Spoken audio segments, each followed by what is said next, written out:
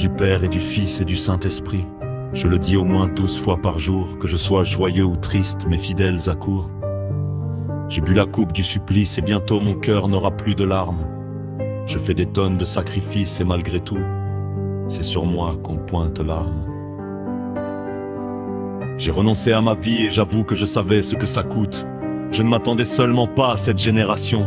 J'épuise ma dernière énergie, mais je me demande si cette foule m'écoute. Le plus dur n'est pas de me tenir devant l'autel, pas même de dire la parole de Dieu, mais de voir mes fidèles jeter mes prédications à la poubelle, me traiter d'hypocrite et de phraseur ribambelle. Mon agonie au fond de mon être, la persécution n'est pas ce que je crains. Vous conduire à l'être par excellence est ma raison d'être.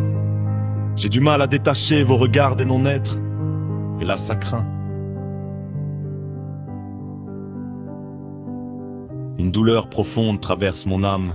Si jamais mes fidèles me confondaient à un ange, ils nieraient aussitôt mon humanité et seraient alors déçus car je reste humain. Regardez mes mains. Je voudrais vous prêcher la vérité, vous présenter ce Christ qui au-delà des existants et de l'existence subsiste de toute éternité. 3 heures du matin et mes yeux refusent le sommeil. Je dois dire la messe demain et personne ne me demandera si je me porte à merveille. Je pourrais même crier, pleurer au fond de mon âme et dans ma chambre. Demain mon sacerdoce m'oblige à me lever, à essuyer leurs larmes par des paroles tendres. Et malgré tout, c'est moi qu'on pointe du doigt. Mes fidèles n'ont pas l'air d'être fiers de moi. Dieu est au ciel, c'est en moi qu'il voudrait le voir. Serais-je à la hauteur? La question que je me pose chaque soir.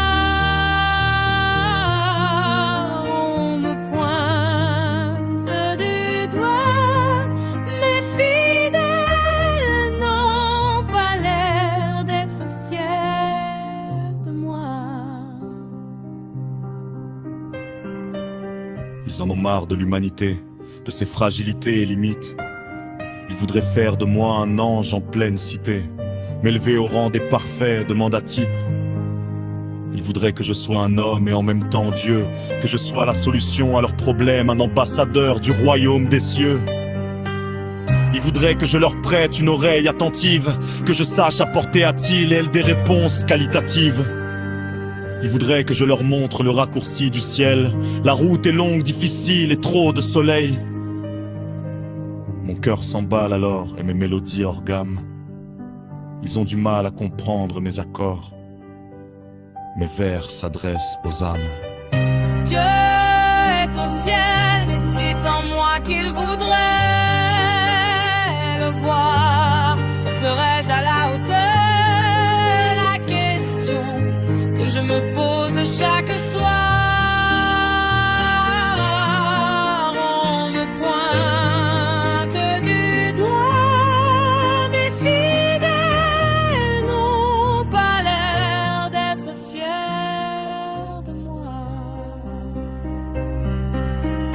Père, je reviens à toi. Prends mon humanité et donne-moi ta divinité. Mes fidèles sont affligés parce qu'un de nos rangs a prêté le flanc. Il a sacrifié notre crédibilité. Des 4 coins du monde, des pierres s'abattent sur nos calvities. De l'est à l'ouest, des milliers d'âmes en pâtissent. Donnez-moi votre avis. Qu'est-ce qu'il y a de plus cruel dans une vie?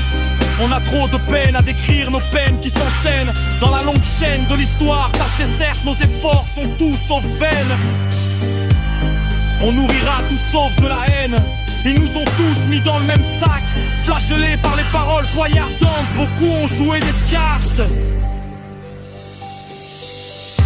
Dieu est au ciel et c'est en moi qu'il voudrait le voir. Serais-je à la hauteur? Et la question que je me pose chaque soir.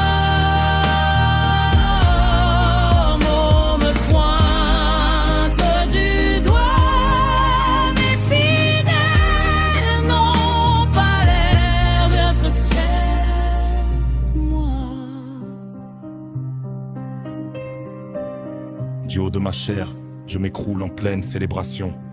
Ce que j'attends de vous après l'homélie, ce n'est pas un tonnerre d'acclamations. c'est retrouver en chacun de vous ce que je dis.